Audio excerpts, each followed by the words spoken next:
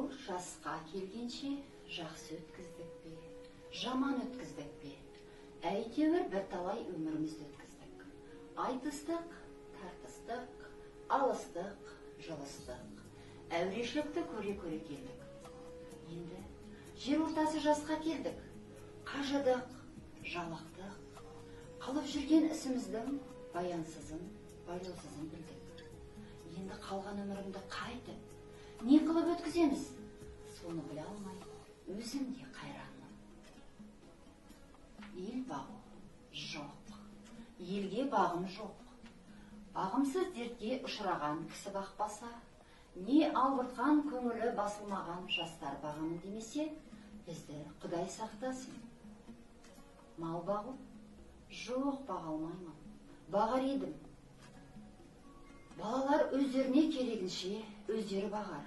Енді қартайғанда өзім түгіл өзге көре алмайтығын, ұры залым келімсектердің азығын бағып беремін деп, қалған аз ғана ғұмырымды қорғалар жайым жоқ.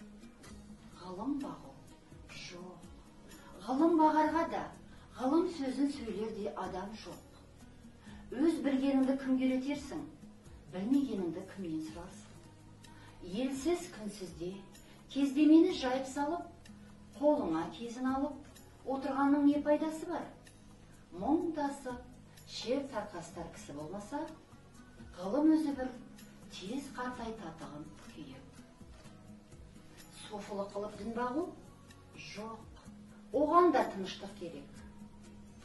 Не көңіліңде, не көрген күніңде тыныштық болмаса, осы елде, осы жерде не қылған софылық? Балаларды бағу? Жоқ, баға алмаймын. Бағар едім, қалай бағудың мәнісін де білмеймін. Қай елге қосайын, қай қарекетке қосайын? Балаларымның ілгерідегі алған білімінің, өмірінің пайдасын тыныштықпенен көрерлік, орын тапқаным жоқ. Қайда бар?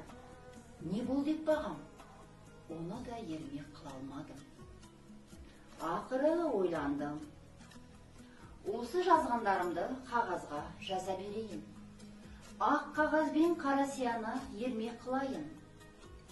Кім-де-кім ішінен керекті сөз тапса, жазып алсын, я оқысын. Керегі жоқ десе, өз сөзім өзімдікі дедім де, ақыры осыған байландым. Енді мұнан басқа ешбір жұмысым жоқ.